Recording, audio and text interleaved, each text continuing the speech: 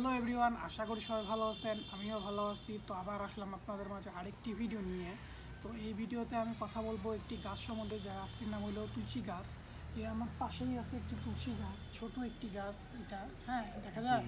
তো এটা একটি তুলসী গাছ। তো আমি বলছি সবসময় বলছি যে সবাই জানেন বা জানেন যে তুলসী হইলো ঔষধি গাছ। এটা সবাই জানেন নাকি?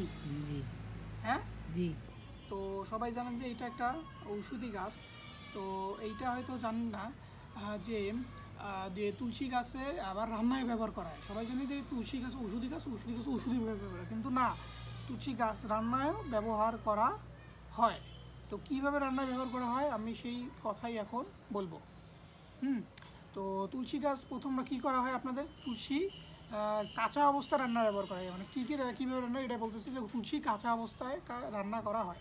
কারণ আগুনের তাপে, মানে আগুনের প্রচুর তাপ, এর তাপের কারণে এর যে তুলসী পাতার যে গন্ধটা থাকে সেটা নষ্ট হয়ে যায়। তো তুলসী পাতা কেন ব্যবহার করা রান্নাতে, জানো? তুলসীর পাতার গন্ধটা রান্নাতে থাকে নাকি?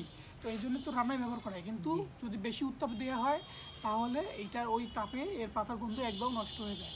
সেজন্য কী করে, সবার শেষে রান্না হওয়ার কয়েক সেকেন্ড আগে বা 1 মিনিট বা 2 মিনিট আগে এটা যোগ করা হয়। তুলসীর পাতাটাই যে তরকারিতে যোগ করবে সেই তরকারিতে যোগ করা হয়। হ্যাঁ, তো কী করে, ফুটন্ত পানিতে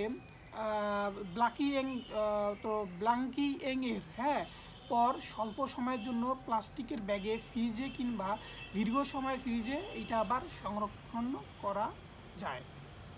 তো এটা অবশ্যই আপনারা যখন একটা গাছ থেকে 15-20টা পাতা তুললেন, একদিনে কি ওই পাতা 15-20টা তরকারিতে দিবেন? না, অবশ্যই কেউ দিবেন না। তো এটা সংরক্ষণ তো করতে হবে। এটা সংরক্ষণ কীভাবে করবেন, আপনার ফুটন্ত গরম পানিতে রাখবেন, গরম পানি, একটু কুসুম গরম পানিতে রাখা যাবে। তারপর বা প্লাস্টিক ব্যাগ আছে না, বিভিন্ন প্লাস্টিক ব্যাগ করে, একটু প্লাস্টিক ব্যাগে দিয়ে, ভালো প্লাস্টিক ব্যাগ, পরিষ্কার প্লাস্টিক ব্যাগে মরাই ফ্রিজে রাখলে এইটা অনেক সময়ের জন্য সংরক্ষণ হবে এবং আপনারা প্রতিনিয়ত দিয়ে এইটা তরকারি করে খেতে পারবেন।